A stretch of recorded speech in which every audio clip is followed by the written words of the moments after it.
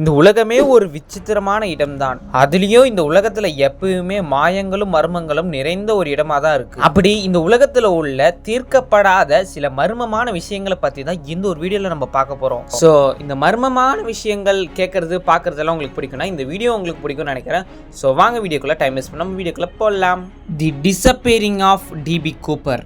இந்த 20 செஞ்சுரிக்கு முன்னாடி, அதாவது கரெக்டா சொல்லணும்னா நவம்பர் 1971ஆம் ஆண்டு ஒரு ஃப்ளைட் போர்ட்லாண்ட்லேருந்து செட்டில் அப்படின்ற ஒரு கண்ட்ரிக்கு மாறுது. அதில் எக்கச்சக்கமான பேசஞ்சர் இருந்தாலும் முக்கியமாக ஒருத்தர் கருப்பு கோட்டு போட்டு நல்லா கண்ணாடி எல்லாம் போட்டுட்டு பார்க்கவே ரொம்பவுமே டீசெண்டான ஆள் மாதிரி ஒருத்தர் இருக்கார்.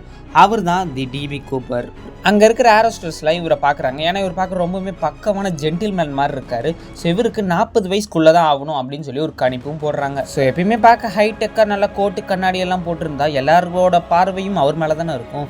ஸோ அப்படி தான் இருந்தது.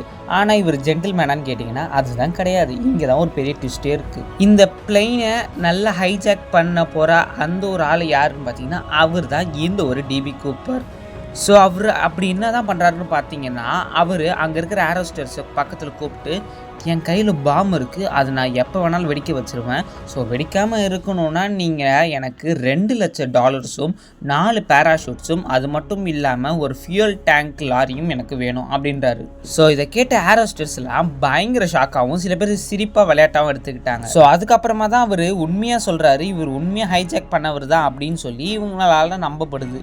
ஸோ இவர் கேட்ட கோரிக்கைகள் எல்லாருமே அந்த இடத்துல அவங்களுக்கு கொடுத்துட்டு, அதாவது அந்த பணம், 4 பேராஷூட்ஸு, அப்புறம் ஃபியூல் டேங்க் நிறைந்த லாரி எல்லாத்தையும் கொடுத்துட்டு, அதுக்கப்புறம் பார்த்தீங்கன்னா பேசஞ்சர்ஸ், அதில் இருக்கிற பேசஞ்சர்ஸ் எல்லாமே சேஃபாக யாருக்கும் எந்த உயிர் இழப்பு சேதமும் நடக்காமல் எல்லாரையும் கீழே இறக்கி விட்டுட்டு இவர் மட்டும் ஃப்ளைட் எடுத்துகிட்டு போகிறாரு. அப்புறம் கவர்மெண்ட் சும்மா விடுவாங்க? பிளெயின்லாம் எடுத்துகிட்டு போனால் எப்படியெல்லாம் ட்ராக் பண்ணி பிடிப்பாங்க. ஸோ அப்படி கஷ்டப்பட்டு இவங்களை செம்மையாக ட்ராக் பண்ணுறாங்க.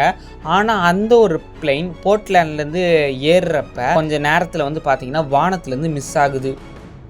அந்த ஒரு பிளெயின் வானத்துக்கு நடுவுலேயே வந்து பார்த்தீங்கன்னா மறைஞ்சி போச்சு. ஸோ அதுக்கப்புறம் இவரை யாராலையும் ட்ராக் பண்ண முடியல. அந்த ஃப்ளைட்டும் எங்கே போச்சுன்னு தெரில.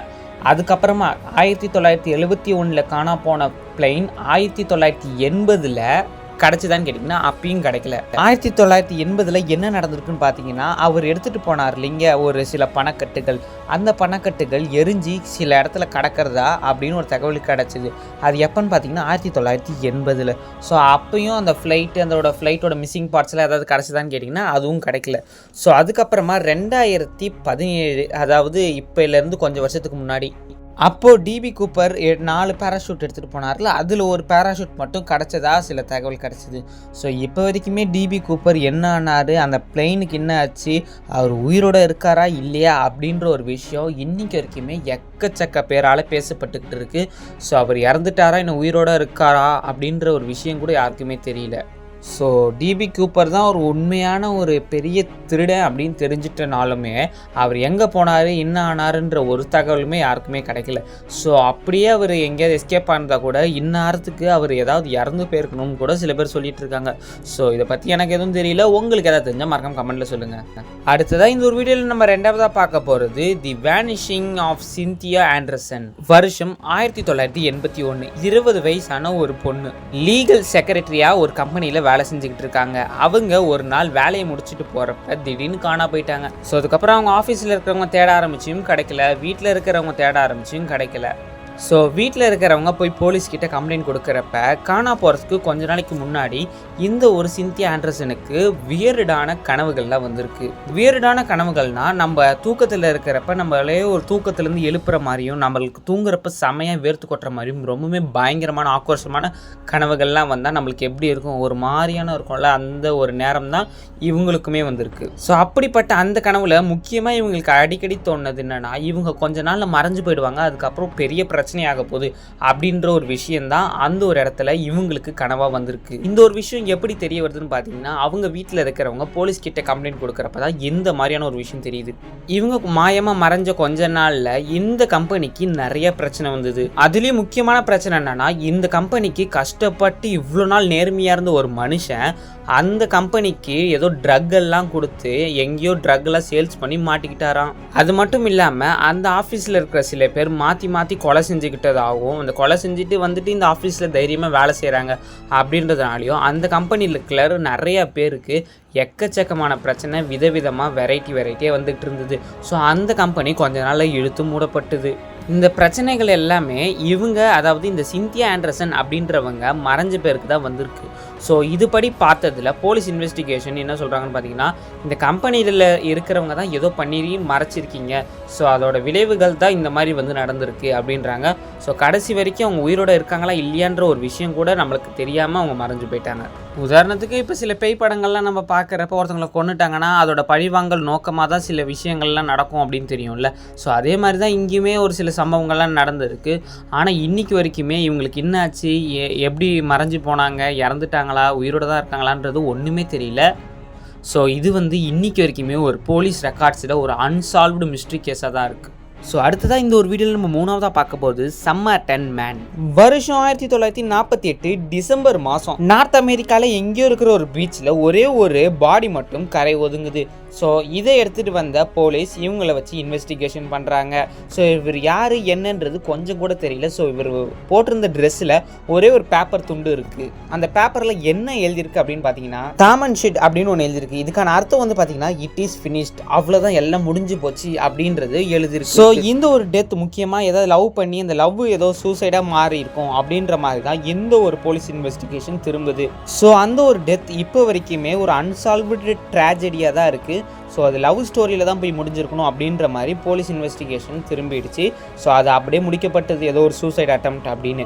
ஆனால் அதுக்கப்புறம் சில வருஷங்கள் கழிச்சு, அதாவது 2022 ஒரு டிஎன்ஏ அனாலிசிஸ் போயிட்டு இருக்கு. அதாவது இந்த ஒரு ஆள் 2022 இருந்த ஒரு ஆளுக்கும் டிசம்பர் 1948 இறந்த ஒரு ஆளுக்கும் சேம் டிஎன்ஏ மேட்ச் ஆகுது. இப்போ இந்த 2022 இருந்த அந்த ஒரு நபர் பேர் தான் தி கேரோல்ஸ் ஆஃப் சார்லோஸ் அப்படின்னு ஒன்று. இவர் வந்து எலக்ட்ரிக்கல் இன்ஜினியராக வேலை செய்கிறாரு. இவர் 1905 பிறந்திருக்காரு. ஆனால் இவரும் வந்து பார்த்தீங்கன்னா 1947 காணாமல் போயிருக்கிறதா ஒரு தகவல் கிடச்சிருக்கு. ஸோ போலீஸ் இன்வெஸ்டிகேஷன் படி மறுபடியும் இந்த கேஸை ஓப்பன் பண்ணுறாங்க. ஸோ அப்போ 1947 காணாமல் போன அந்த ஒரு ஆள் தான் டிசம்பர் 1948 இறந்து கரை ஒதுங்கி இருக்கிறதா ஒரு தகவல் கிடைக்குது.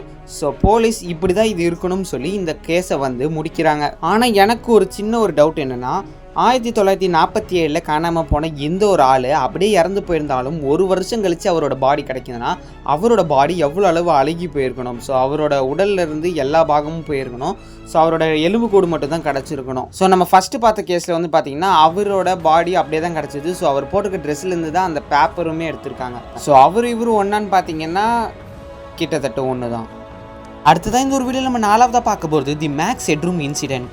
1987 சிக்காகோவில் நடந்த ஒரு பெரிய தரமான சைக்கோ சம்பவம்னே சொல்லலாம். சிக்காகோவில் உள்ள ஒரு ஃபேமஸான டிவி, உதாரணத்துக்கு இப்போ நம்மளுக்கு Sun TV, Vijay TV, Zee TV எல்லாம் இருக்கிற மாதிரி சிக்காகோவில் உள்ள ஒரு ஃபேமஸான டிவி சேனல். இந்த சாக்கர் பால் மேட்ச்சு அப்போ விறுவிறுப்பாக நடந்திருக்கு. உலகமே அந்த டிவி சேனலில் பார்த்துக்கிட்டு இருக்குது. ஸோ ரொம்பவுமே பிரபலமான ஒரு கேம் ஷோ. இப்போ எப்படி இந்த ஐபிஎல், இந்த ஃபுட்பால் மேட்ச்லாம் நடக்கிற மாதிரி அப்போ இந்த மாதிரி நடந்திருக்கு. அப்போது நடுவில் ஸ்க்ரீனில் ஒரு கண்ணாடி போட்டுக்கிட்டு ரப்பர் மாஸ்க்கை போட்டுக்கிட்டு வந்து ஒரு மாதிரி பயங்கரமாக சிரிக்க பார்த்த ஆடியன்ஸ் பயங்கரமான ஷாக் ஆகிட்டாங்க. இது ஏதோ அனிமேஷன் இல்லைன்னா அவங்க தான் ஏதோ கார்ட்டூன் செட் பண்ணியிருக்காங்க, சேனல் நல்லா டிஆர்பி ஏற்ற தான் இந்த மாதிரியெல்லாம் பண்ணுறாங்கன்னு கேட்டிங்கன்னா அதுதான் கிடையாது. அவ்வளோ பெரிய டிவி சேனலே கிட்டத்தட்ட ஃபஸ்ட்டு ஒரு 30 செகண்டுக்கு 2022 நவம்பர் 1987 30 செகண்டுக்கு டிவி சேனலை வந்து ஆஃப் பண்ணிட்டான். ஃபஸ்ட்டு ஒரு 8 செகண்ட்ஸ் வந்து டிவி சேனலே முடக்கி வச்சுட்டான். இந்த ஒரு ஹைஜாக். அப்படி அவன் வந்து என்னடா டிவியில் பேசுன்னு கேட்டிங்கன்னா எதுவுமே பேசல, ஒரு மாதிரியான சிரிப்பு மட்டும் சிரித்தான். அதுக்கப்புறம் மொத்த டிவி சேனலுமே 8 செகண்டுக்கு கிட்டத்தட்ட ஒர்க்கே ஆகலை. அதுக்கப்புறம் பார்த்தீங்கன்னா கொஞ்சம் நேரம் மறுபடியும் அந்த சாக்கர் ப்ரோக்ராம் நடந்தது. ஸோ அதுக்கப்புறம் வந்து பார்த்தீங்கன்னா கிட்டத்தட்ட 30 செகண்ட் அவன் தான் ஒரு பெரிய ஹைஜாக்கர் போல் 30 செகண்டுக்கு டிவி சேனலில் ஹைஜாக் பண்ணியிருந்தான். ஸோ அவனை ட்ரேஸும் பண்ண முடியல. அப்புறம் பெரிய பெரிய இன்ஜினியர்ஸ், ஹைஜாக்கர்ஸ் எல்லாம் சேர்ந்து டிவி சேனலில் மறுபடியும் ரிகவர் பண்ணிட்டாங்க. ஸோ வந்தவன் யார், எதுக்காக சிரித்தான், எதுக்கு இந்த மாதிரிலாம் பண்ணிகிட்டு இருக்கான்றது அப்போ அந்த டிவி சேனலுக்கு நடுவில் நடந்த ஒரு பெரிய குழப்பம். கிட்டத்தட்ட ஒரு மாதத்துக்கு மேலே இந்த ஒரு விஷயத்த பேசிகிட்டு இருக்காங்க. ஸோ இப்போ வரைக்கும் நம்ம பேசிக்கிட்டு இருக்கோம்னா அப்போ அது எவ்வளோ பெரிய இன்சிடெண்ட்டாக நடந்திருக்கணும். ஸோ அப்போ நடந்த ஒரு வித்தியாசமான ஒரு வியர்டான சம்பவம் தான் இந்த ஒரு மேக்ஸ் ஹெட்ரூம் இன்சிடெண்ட். அடுத்ததாக இந்த ஒரு வீடியோவில் நம்ம 5ஆவதாக பார்க்க போகிறது தி அலாஸ்கன் ட்ரையாங்கிள். நம்ம எல்லாருக்குமே பெர்முடா ட்ரையாங்கிள்னு ஒன்று கேள்விப்பட்டிருப்போம். ஸோ அதோட தம்பி தான் இந்த ஒரு அலாஸ்கன் ட்ரையாங்கிள். இந்த ஒரு ட்ரையாங்கிள் ஆன்சார்ஜ் அண்டு ஜூனியே அப்படின்ற ஒரு சில இடங்களை வந்து கனெக்ட் பண்ணுற இடம் தான் இந்த ஒரு அலாஸ்கன் முக்கோணம். இதுவும் நீங்கள் சாதாரணமாக இடம் போடுற மாதிரி ஒரு சின்ன ஏரியாலாம் கிடையாது. இது பக்கத்தில் பெரிய ஒரு பனியால் சூழப்பட்ட ஒரு பெரிய மலையும் இருக்குது. அது மட்டும் இல்லாமல் இந்த ஒரு இடம் ஒரு டேஞ்சரஸான ஃபாரஸ்ட். இதுக்கு மேலே போன நிறைய பிளெயின்கள் வந்து காணாமல் போனதாகவும் கிட்டத்தட்ட 20,000க்கும் மேற்பட்ட மக்கள் இந்த ஒரு இடத்துல தான் காணாமல் போனதாகவும் நிறைய பேர் இறந்தும் போயிருக்காங்க.